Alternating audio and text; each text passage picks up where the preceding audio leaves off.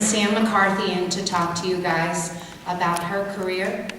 She is my favorite spin instructor who kicked my butt last night. She's also a registered dietitian who I've been working with this year and have had really good results. So I brought her in. Sam came in and talked to the juniors about the nutrition side of what she does. She works at Cedardale. She's a registered dietitian there. She's also a personal trainer, spin instructor, and does a lot of the health promotions like Commit to Get Fit. So she's going to talk about that, her background, how she got started and everything. So I'd like you to welcome Sam to Wilmington High School. Thanks, everybody. Well, good morning. Good to see you all. How are we doing today, guys? Doing okay? It's Friday. Yay, that's a good thing, right? No school tomorrow, so that's always a plus. Thank you for having me here at Wilmington High School again. I'm happy to be here and to chat with you guys a little bit about the health field. As Mrs. Nardo explained, I kind of wear a bunch of different hats in my career.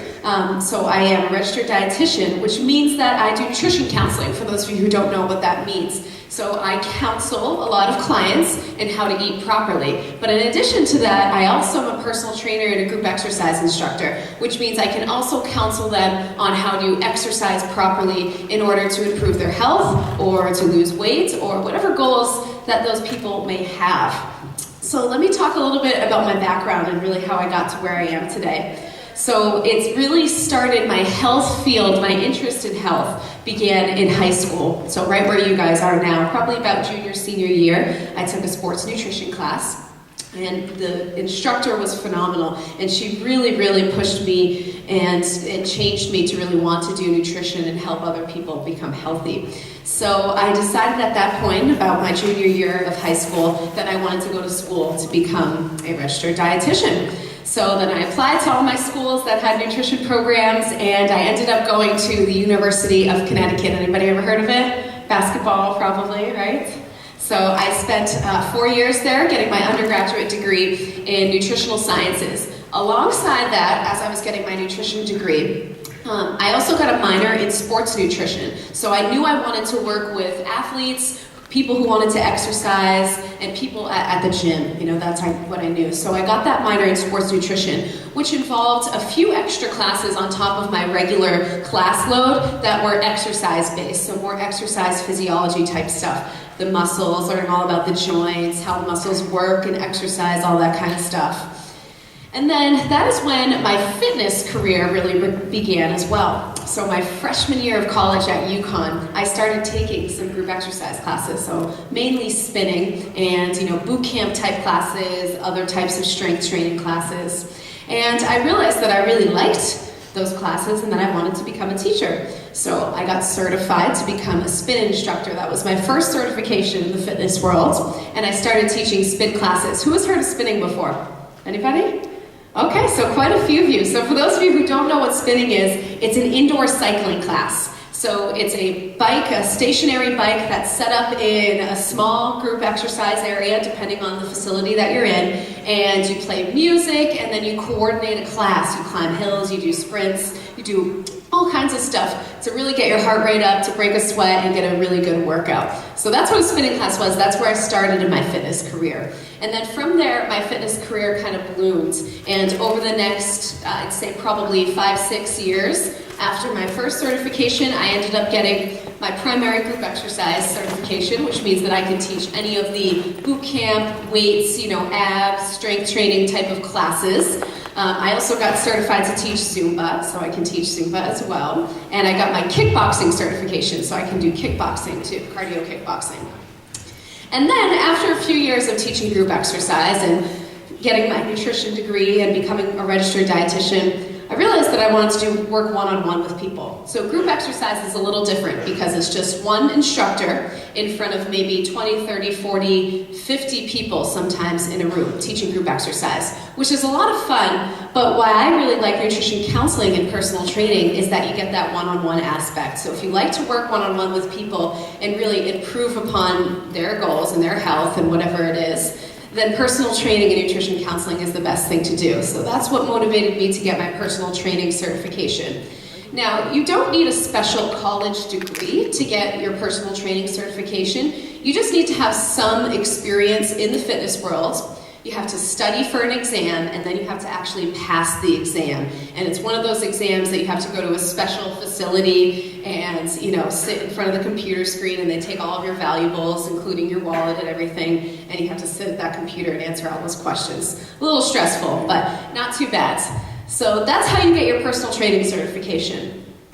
So, continuing on about my history, so that was all kind of my undergraduate degree. So I graduated from college in 2010. In order to become a registered dietitian, you have to complete a year-long internship, and then again, you have to pass an exam. So I had to work in hospitals, nursing homes, in gyms, all different types of facilities, counseling people in nutrition for 1 year. And then after that year, I studied for my exam, and I passed my nutrition counseling exam, and then I became a registered dietitian. So it took 5 years for me up to that point to become a registered dietitian, and at the same time, I was also working as a personal trainer. Okay? After that, I finished my exam, I became a registered dietitian. I decided to go back to school for a little bit more, I just couldn't get away from it, to get my master's degree. So I got my master's degree in nutritional sciences and health promotion. And along with that, I also got a degree in sports nutrition too. So I went to school, so let's say 7 years. 7 years it took me until I was ready to start my career after high school. So that's how I ended up where I am today. My first job out of school, after I'd finished my master's degree, was at Oracle. Anybody ever heard of Oracle before? It's not too far from here. Maybe some of your parents work there. It's a pretty big company. So I did corporate wellness there. Anyone know what that means? What does corporate wellness mean? What is wellness? Any ideas? Get shouted out. Sick. Sick, yes, working with some sick people, yeah. Anything else? What's corporate wellness? Any ideas? No? What's that? Money? Well, it involves money, yes. Everything involves money, right? So corporate wellness is really not just nutrition, but also fitness. It's also health. So, we counsel people who are maybe a little bit sick. We do blood drives, health promotion, stress management type stuff right at your work. So maybe some of your parents, you can ask them what they have for corporate wellness at their works that they may be. So what I did is I basically ran the gym there. They had a small gym right in the building, and I taught group exercise classes, I did some personal training, and also some nutrition counseling. And I also did a lot of health promotion there. So we ran a lot of big health fairs where you bring in different vendors from the community, so chiropractors, physical therapists, spas, other health-related fields, and you bring them in for a health fair so the employees can go ahead and kind of meet some of the health people in their area so they can try and stay healthy. We did a lot of blood drives, stress management classes, lectures, presentations, all kinds of stuff. So that's what the corporate wellness realm is. It's kind of a mix of a bunch of different fields of health.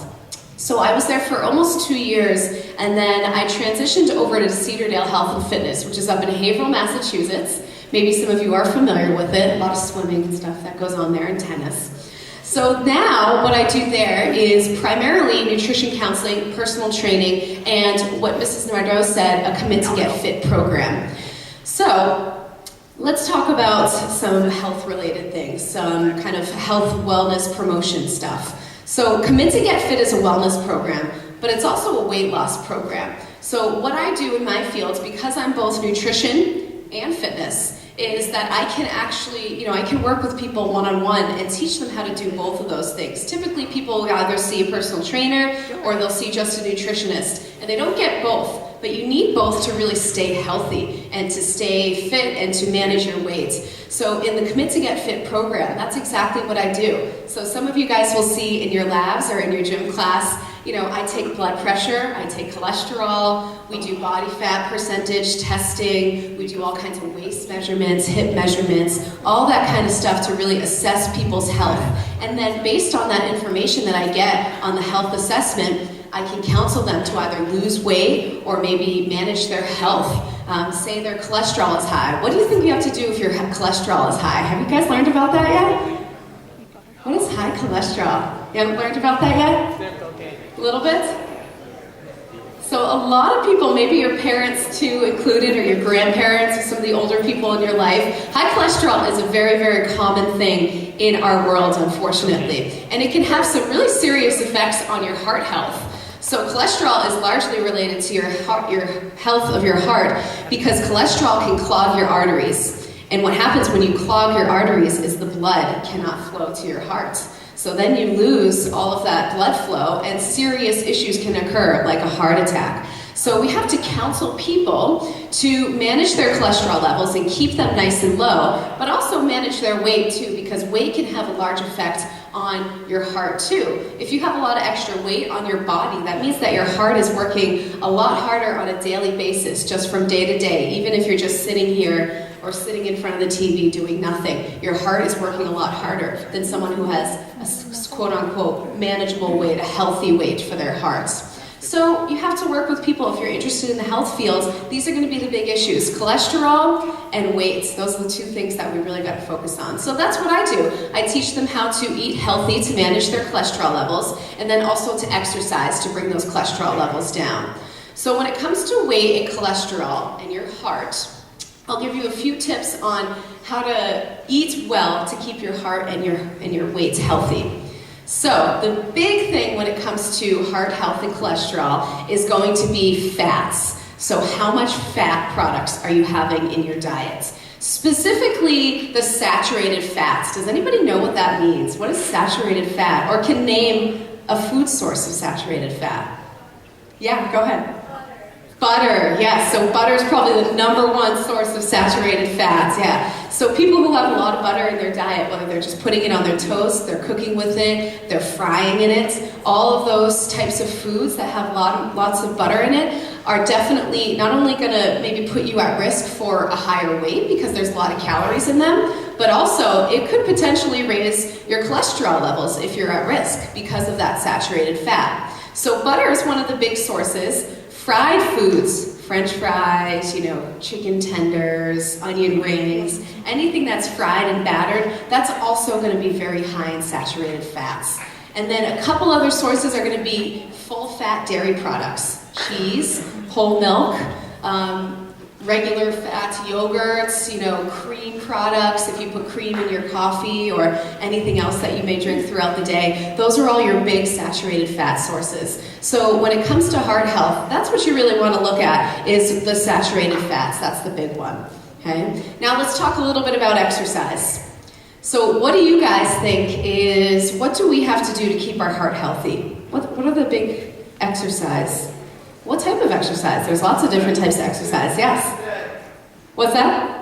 Cardio, yes. We have to do cardio. That's #1 when it comes to heart health, is cardio. Because cardio builds up your heart, okay? It makes it stronger. Your heart is a muscle, okay? Just like every other muscle in your body. A little bit different because it's internal, not like the ones you see on your arms or your legs, but it is still a muscle. So if you don't work it, it's essentially not going to be as strong, right? If you don't work out your arms, your biceps, or your quads, you're going to lose that muscle mass and it's going to decrease. It's not going to be as strong.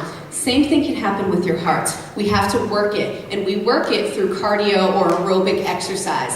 Things like spinning, running, walking, going on the elliptical, going on an outdoor bike, all those types of activities that bring your heart rate up. That's what builds your heart and makes it a lot stronger. So very good. So we have saturated fats and we have exercise as two of the big important things when it comes to heart health. So next I want to talk about, guess what my top 10 fitness and nutrition tips are as teens. Okay, so what's going to keep you guys healthy? What's going to keep you fit and strong and ready for school and ready for college?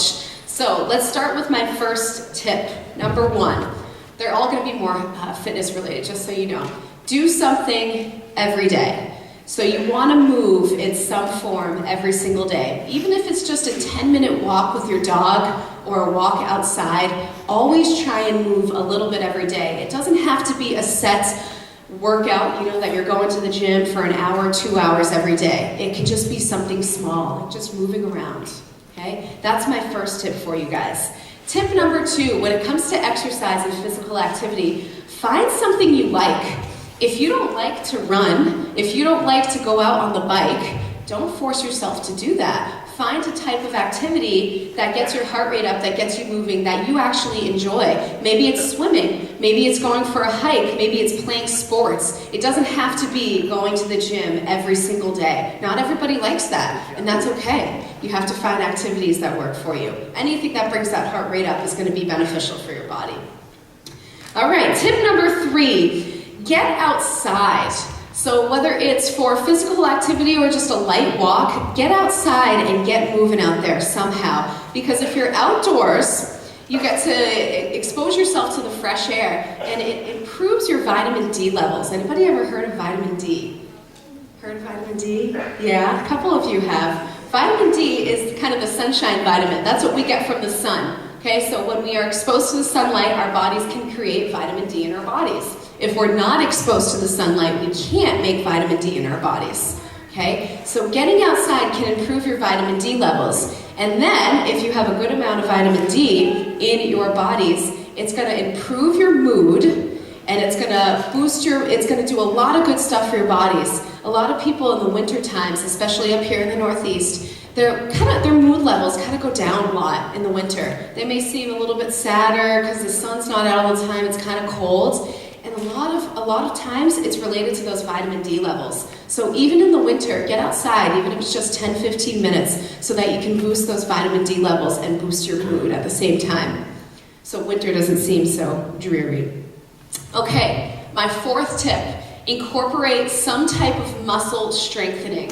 Now, it doesn't necessarily have to be going to the gym and grabbing the bar and doing some squats, or grabbing some dumbbells, doing some bicep curls. Those are definitely muscle strengthening exercises, but it could also be stuff that you're doing outside of the gym, okay? So maybe climbing on a jungle gym, doing some body weight exercises. Even walking can be muscle strengthening for your lower legs.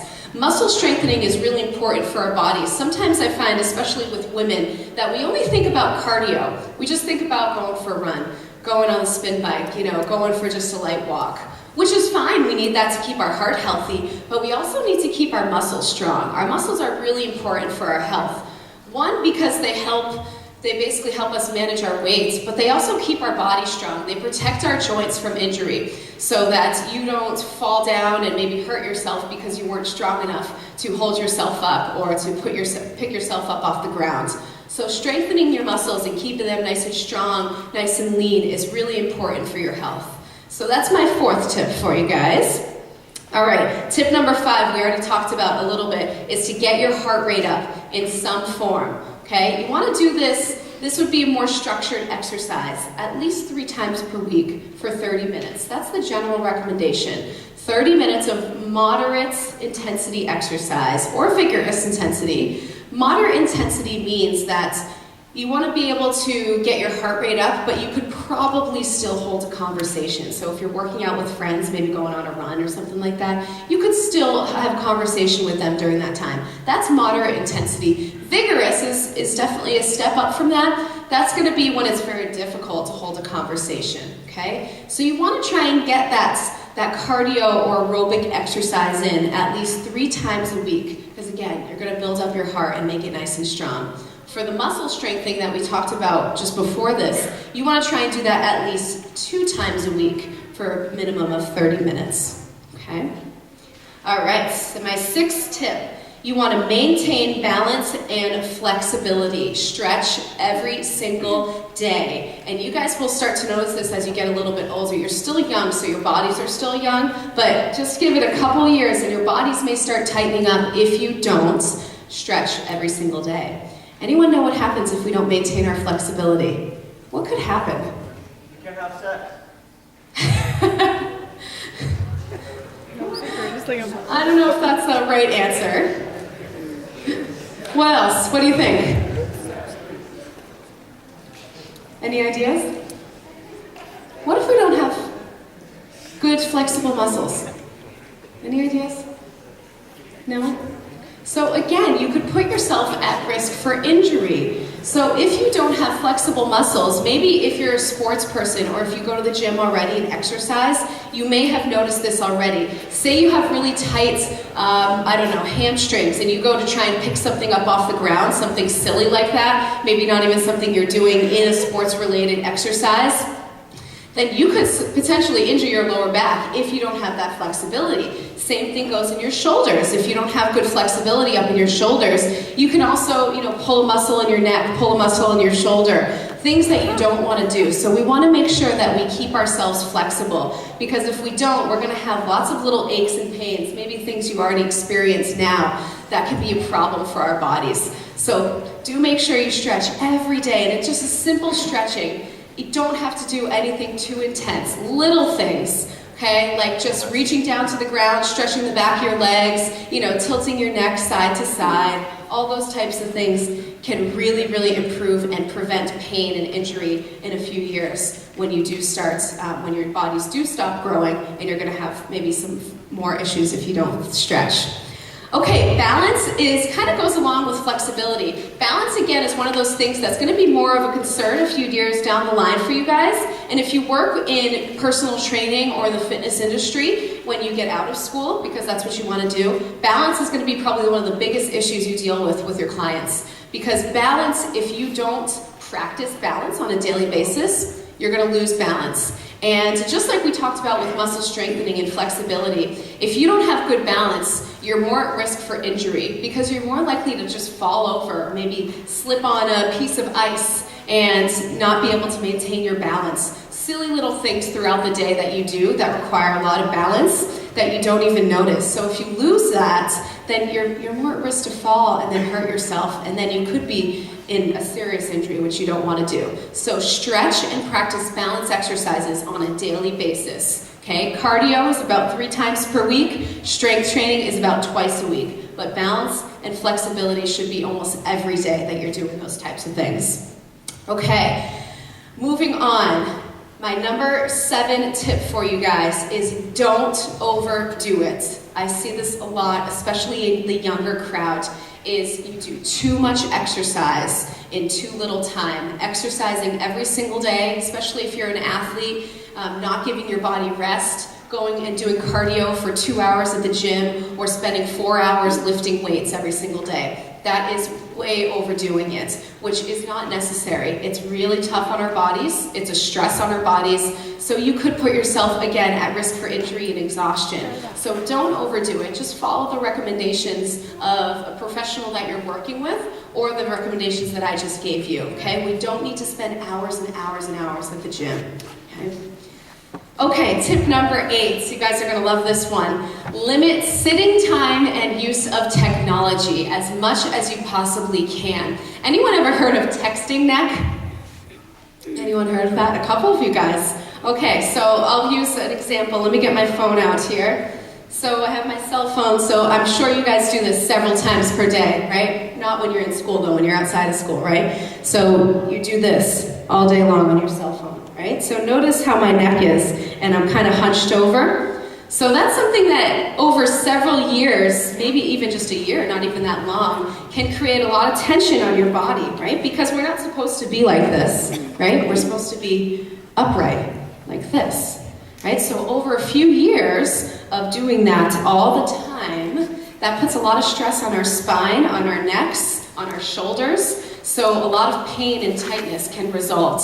So you want to limit the use of your technology. And if you do have technology, whether it's a computer screen, a tablet, or you're watching TV or playing on your phone, try and keep it at eye level, okay? You don't want to be looking down all the time at a tablet or a computer screen or your cell phone, okay? Keep it right up here so you can keep that proper posture and keep your head upright. Otherwise, you're going to have a lot of tension in your neck and your back, and you have a lot of pain there. Maybe it's stuff that you already experience now. So just keep that in mind to really try and limit that as much as you can and use exercise and getting outdoors to stay healthy. All right, tip number 9, avoid supplements when it comes to the fitness supplements, the sports supplements, weight loss supplements, whatever it is that you find out there at the supplement stores. It's a question I always get asked by people. And I highly recommend you avoid any of those supplements related to exercise because they are not regulated. So there could be a lot of harmful ingredients in those supplements that can have some serious side effects and some really bad effects in your body that you don't want to deal with. So avoid all of those sports supplements, energy drinks, energy pills, all that kind of stuff whenever possible. And just get energy from food, what it's actually made from, okay? And my last tip is eat a well-balanced diet. So that kind of goes along with managing your weight, but also with exercise. In order to support your body to exercise, whether it's you're playing sports, you're going out hiking, you're going kayaking, doing any type of physical activity whatsoever, you need to eat a well-balanced diet. And that's what does that include? Anybody want to guess? Probably a lot of fruits and vegetables. Okay, so fruits and vegetables should be the main part of your well-balanced diet. Lean proteins. Okay, so healthy proteins like fish, like chicken, like turkey, not so much, the bacons and the sausage and hamburgers, okay? And it's going to include a lot of dairy products too, yogurts, milk, cheese, those things, because they also have a lot of nutrients in it, just like the fruits and vegetables do. So if your diet is made up of most of those things, the fruits, vegetables, lean proteins, and healthy dairy products, then you're eating a very well-balanced diet that's going to support your health and also support your physical activity, whatever type that may be, whether it's sports or just going to the gym or just walking around outside. So those are my top 10 tips for you guys when it comes to more fitness and health-related things. So now I guess I'll open it up to questions. I know you guys have a bunch of questions written down, which I'll answer. What do you got for me? See how tough they are.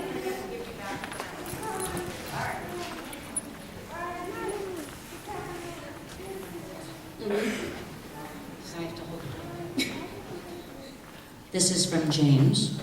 Is there certain foods people often think are really good for them, but they actually are not that healthy? Ooh, yeah, that's a good question, yes. There are lots of foods out there that are like that. So let's start with, I love to always start with yogurts. Okay, so how many of you guys eat yogurt?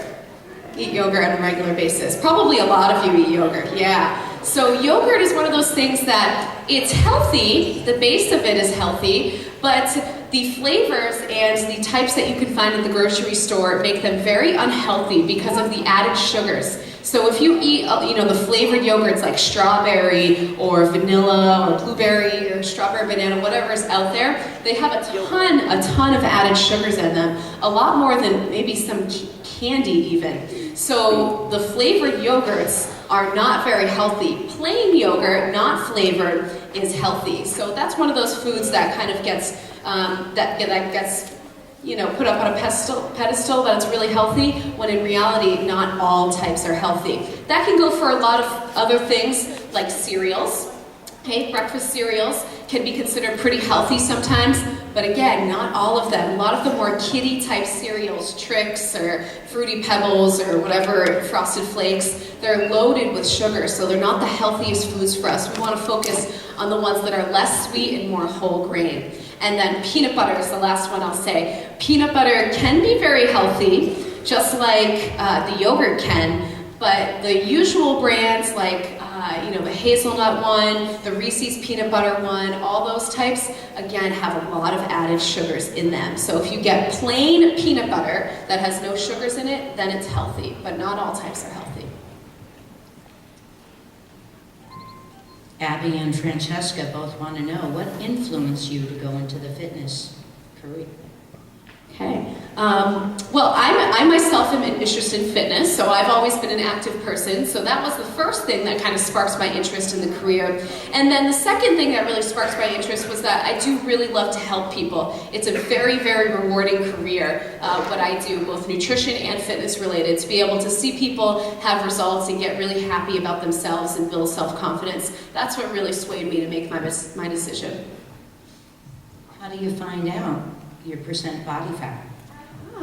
Okay. I believe some of you will be practicing this very soon. There's a couple different ways to figure out body fat percentage.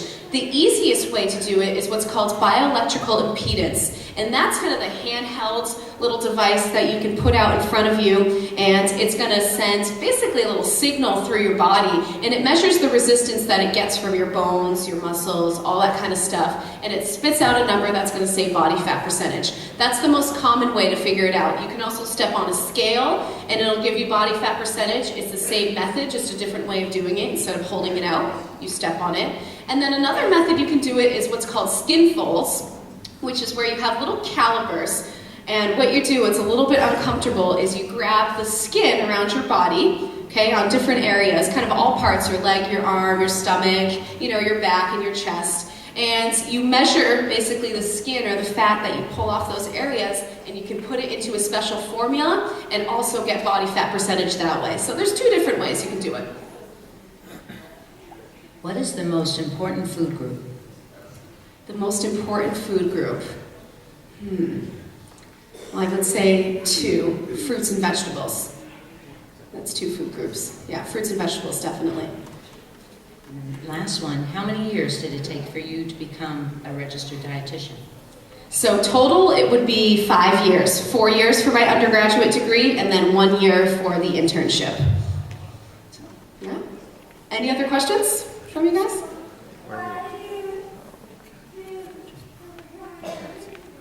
Why did I become a nutritionist? Again, it kind of goes along with the fitness question, why I became a fitness professional. I really love to help people, but I also really love food and I love to cook. So putting those things all together, working in the food area, that really pushed me to become into the nutrition fields. Yeah. Other questions? What's the cost to go see a nutritionist?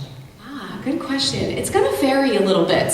Well, there's a couple different, if you're closer to the city, of course, things are going to be a little bit more expensive. So you could pay $100, $150, $200 an hour to see a nutritionist or even a personal trainer down in the Boston area. As you come a little bit further out of that area, the rates are going to drop. So it may cost you anywhere from $50 to maybe $100 to see a nutritionist or a personal trainer.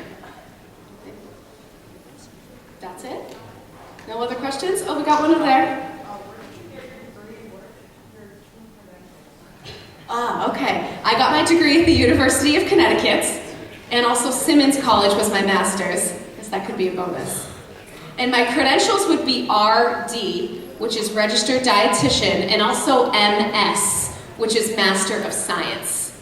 So those are my 2 main credentials. Okay. Anything else? No? Okay. Which fitness training certification do you have? I have what's called ACSM, American College of Sports Medicine. So there's a lot of different personal training certifications out there. And I'll give you a little tip for those of you who are looking to become personal trainers. Make sure you do one of the more national type certifications. Mine is a national one, but mine is a little bit more clinically based. It's more science-based versus some of the other ones which are more of the gym fitness based. So you kind of have to figure out which one's going to be the best fit for you and what type of people you want to work with. Any other questions? Anybody else? No? All right, well, thank you very much for listening to me. I hope you guys have a wonderful day.